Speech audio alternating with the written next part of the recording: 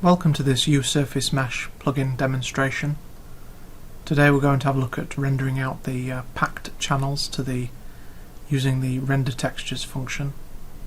So first of all, what we need to do is drag in a USurfaceMesh plugin. So we'll go over to Search Classes and type in USurf, and then we'll drag in the USurfaceMesh grid.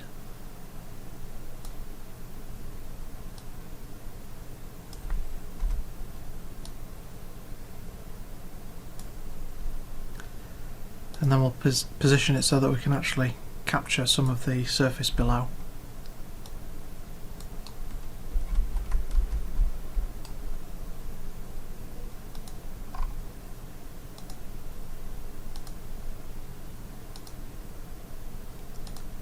And then what we need to do is go to the Render Textures section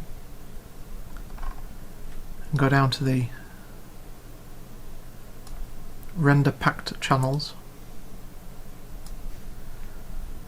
And then we enable that, and at the moment the render target that is specified is this one here.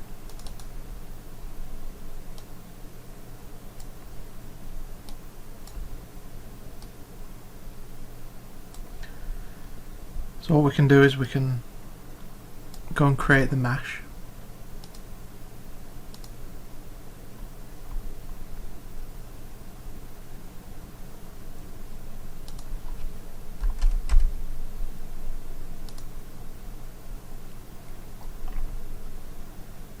And then tell it to capture the height.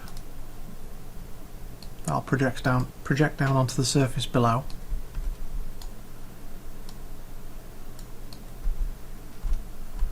And then once we've got that, we can go to Render Textures again. And then we get to choose what goes into the red channel and all the other channels. So if we choose this value here, then we can choose that in the red channel we want the surface angle. The green channel maybe have curvature concave,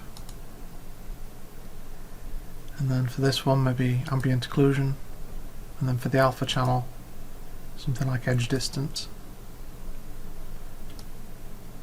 And if we go up to Render Textures, we can choose that, and that will render to this texture here. So if we turn off the alpha channel, then we can see all the coloured channels that are making up this texture, and have a look at them individually. So the red channel was our surface angle, the green channel was the curvature concave, blue channel was the ambient occlusion, and then the alpha channel was the edge distance, which, because the mesh is square, then the edge is all the way to the edges of the texture.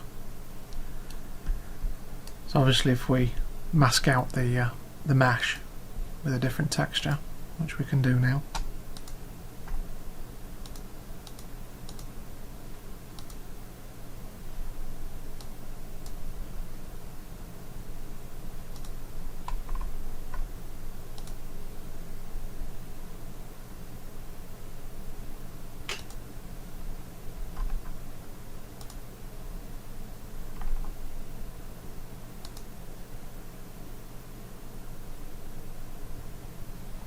then re-render those textures.